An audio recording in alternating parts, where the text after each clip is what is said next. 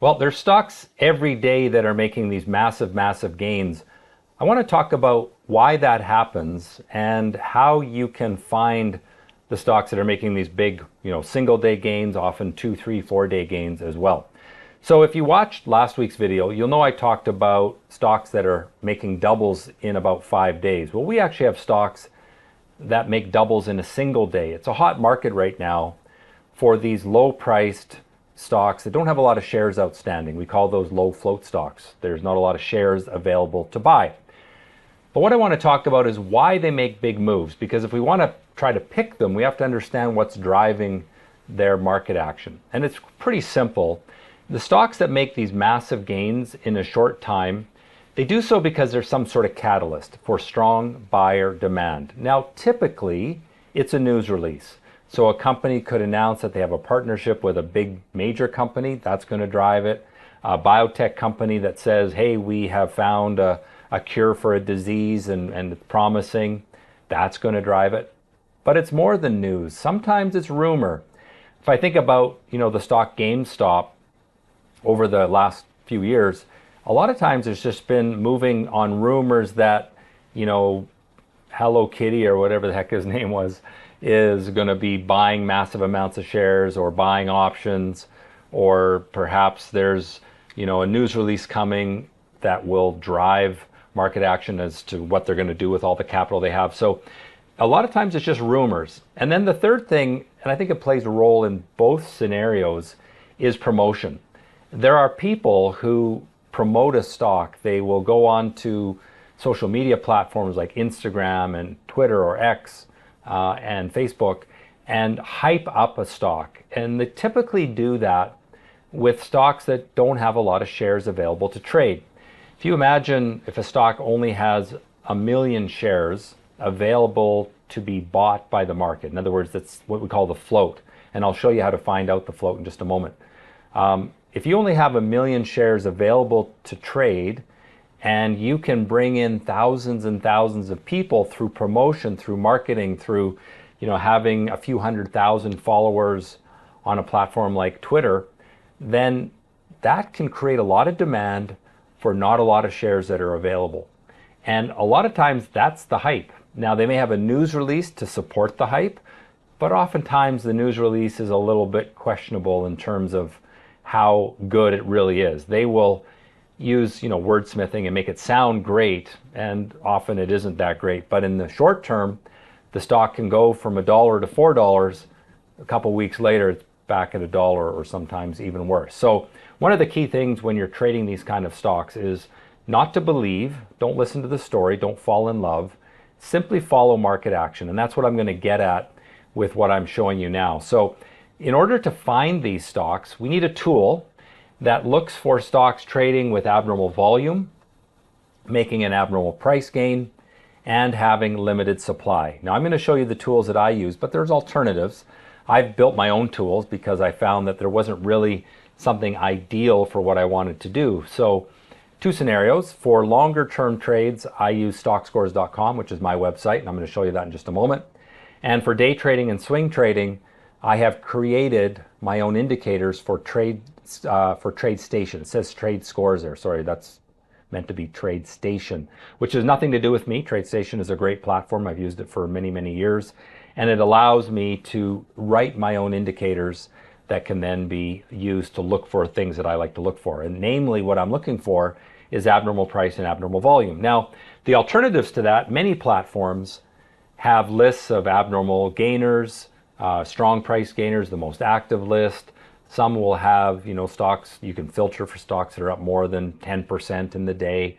That's sort of a rudimentary way to find these things. And then, of course, there's websites like this one, which I'm going to show you, which is Finviz. And Finviz has some screeners in it. It's not specifically looking for abnormal activity, but it does have one good thing on Finviz that I use on a regular basis, and that is this right here, shares float.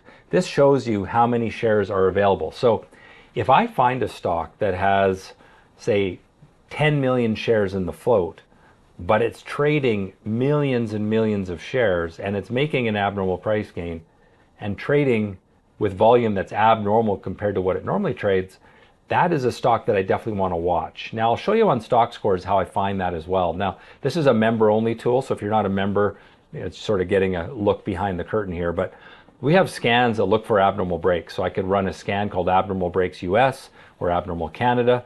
I also have a scan called Day Trader, which looks for stocks that are very liquid and abnormal. So I can also create my own scan. So let's do that. Let's just run a scan for stocks that are having an abnormal day up. You could start running this about half an hour, 45 minutes after the open, and abnormal volume. And you're going to find the stocks that are trading with abnormal behavior that is significant. I'm also going to add in here number of trades at least 10,000 because I want liquidity. And I can run the scan and it goes through the entire US market, and it very quickly found 30 stocks that meet those criteria. And amongst them are many of the stocks that were very hot and good to trade on Friday, when, obviously I'm doing this on the weekend and the last trading day was Friday. And here is one of them, CRNC. We're going to revisit this stock in a moment, but there you can see the very abnormal price gain and very abnormal volume, and that's found using that screener. Now, the other tool that I have is TradeStation, and I'm trying to find stocks like this. So this is a TradeStation chart, and you'll notice on this chart here I've got these little dots. So I've written my own indicator called an action candle. An action candle looks for statistically significant abnormal price and abnormal volume activity. And what I like to see is when the stock is boring and nobody cares about it, and then it comes alive, and so you can see right here, it comes alive after being boring in there, and then it obviously goes into this very strong trend. So the important point though is that all market beating trends, not all, but 98% of them perhaps, they'll start their strong price trend with abnormal volume and abnormal price movement. And you can see there this little pink and yellow dot, and there's another one there. That is measuring the abnormal activity. So this happened a little after 8 a.m. on Friday, and then this happened at the open of the regular market session just after 9:30 when the stock really started to move. And you can see from the normal market open, it was around $12, and within a few hours it had moved up to $20. So obviously a real significant gain. And it all starts with that abnormal activity. In fact, pre-market, it was under $10 when it first started. Now, what I built is a little dashboard, and you can see it here. And this looks for abnormal activity on all sorts of time frames. This is a screen that I use for my own trading, and our active live members of Stockscores.com have access to this as well. And it's a tool where I can look for abnormal volume on a 13-minute interval, which is over here. I use that for swing trading. It has it for day trading over here. And then we have low float movers over here. So I built all these screens to look for these telltale signs of stocks that are making abnormal moves. It's a great way to approach the market. Again, you don't have to use what I use. I think it's awesome, but there's other tools out there. There's other screeners where you can look for abnormal price gain, abnormal volume, and of course there's just the most active list. These are a little noisy, I would say. You get a lot of stocks that don't really look great, whereas the tool that I built is a little more specific in that it's looking for abnormal volume, abnormal price on different intervals, 1 minute, 2 minute, 13 minute. We can set it for any interval we want, daily, weekly, if you want to find really long-term trades as well. So if you want to learn more about that, go to my website, Stockscores.com. And while you're there, make sure you register for the free weekly newsletter that I do. I try to educate a little bit every week and show you some stock picks using my approach. All right, let's get into our normal market analysis and figure out where the market is likely to go. I'm going to jump into Stockscores again, but now we're going to just look at some charts. SPY is our first chart here for the S&P 500. And we can see that the daily trend is up, but if we dive into the short-term trend, there's been some bearishness over the last couple of weeks. You can see we're building falling tops. It's a little bit of a downward trend ever since the Fed sort of said that they probably weren't going to lower rates as quickly as everyone was hoping for.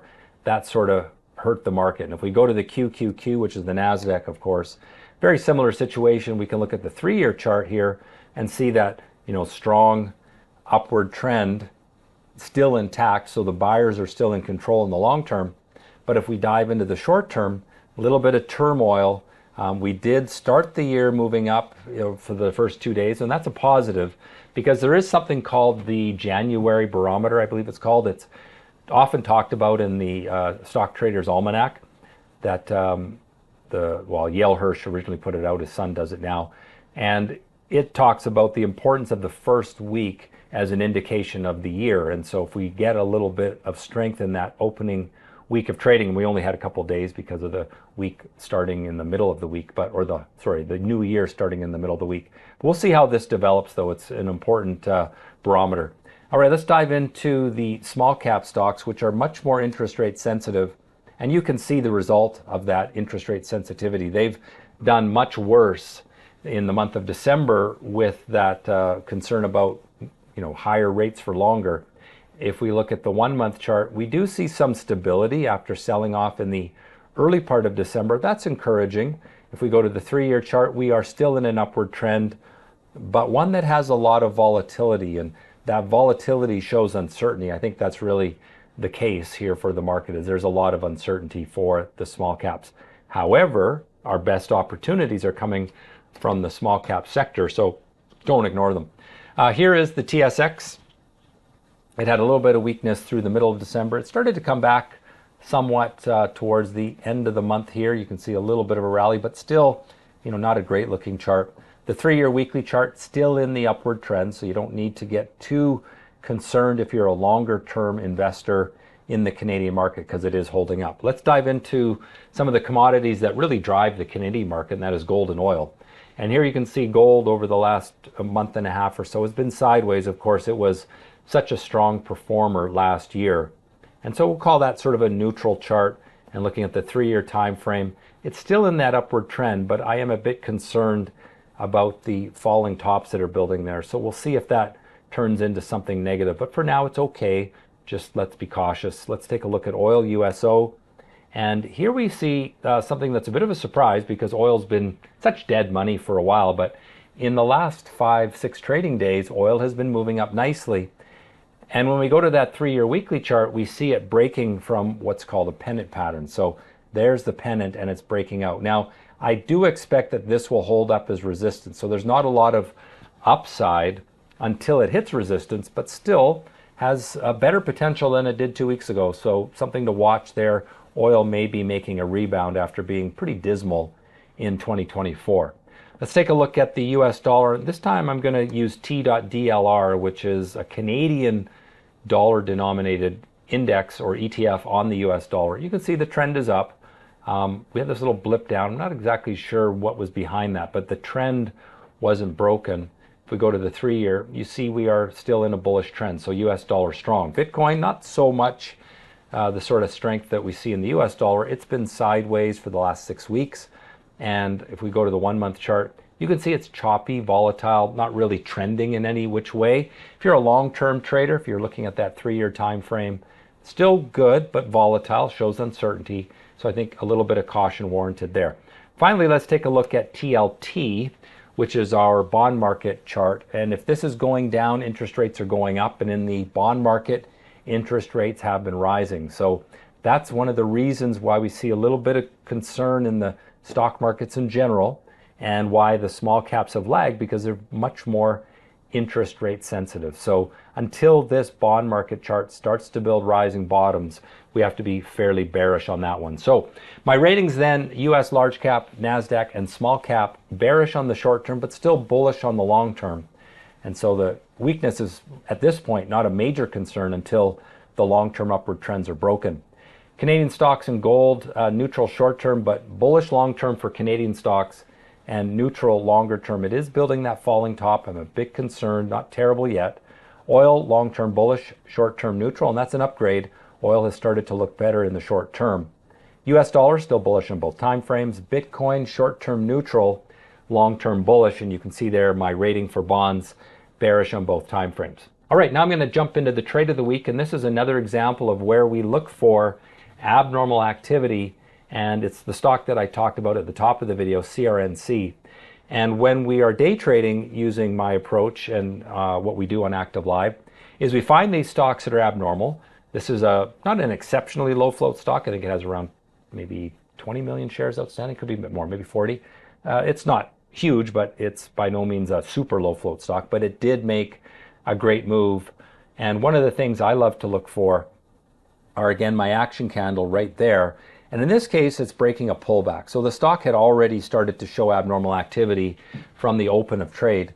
And I don't like to chase. You know, I don't want to be a buyer up here. I don't want to be a buyer here. I don't want to be a buyer here. I don't like to chase. I like to wait for pullbacks and then the breaks of pullbacks. And when you get one with a action candle, like you see there with that pink and yellow dot, that's a sign that the buyers are coming in with enthusiasm, and that's a good place to get on board. And you can see the result there. Nice move. Anytime a trend goes parabolic, where the curves, instead of being linear, it goes into a curve, as soon as that parabolic trend is broken, that's a pretty good reason to sell.